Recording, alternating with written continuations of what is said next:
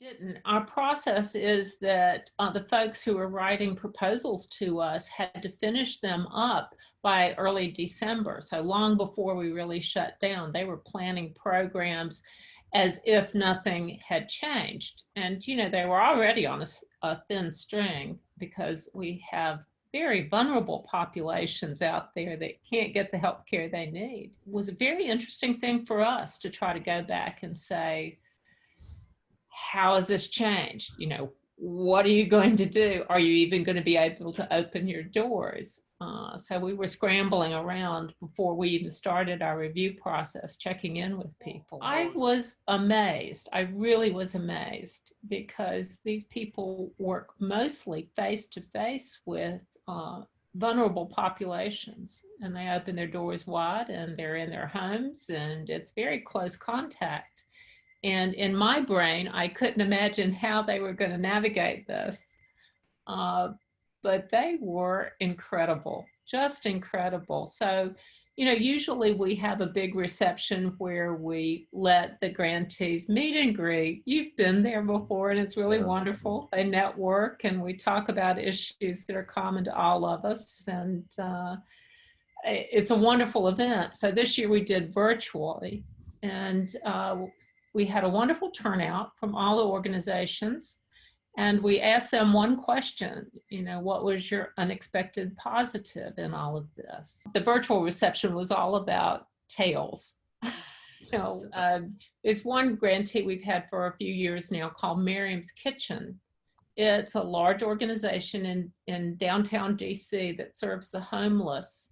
And they were serving hundreds on white linen tablecloths with top star chefs per day, inviting people in off of the streets and getting to know them at the table and serving them like true guests.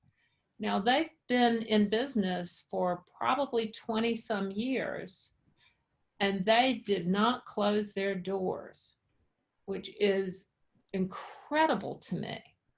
They put up tents outside, preparing for people who would need to be quarantined and need to have a place to be. They switched their in-house dining services to carry out. They've put their chefs in hotels so they can be quarantined appropriately and still cook meals for people.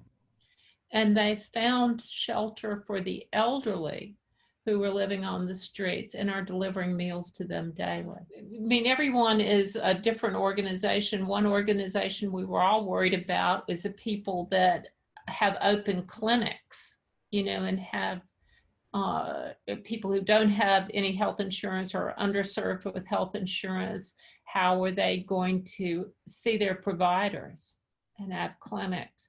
And it did take a few weeks for them to make the virtual switch, but they did. People made tremendous progress in a virtual switch so they could reach out to people, see people, keep in touch with people, and serve people. And everybody kind of came up with their own model. For instance, there's a wonderful organization in Salisbury called the Grace Maternal Health Community Service. And they service at-risk women who are pregnant, who don't have family or other resources. And we were extremely worried about how they were going to service women. And they set up virtual online classes. You know, I think we're still at a crossroad where it can go bad or it can get better. But now is the time for all of us to innovate and see where the inequities were in our system and where the downfalls were, and create new possibilities, kind of a new world vision for this. Yeah.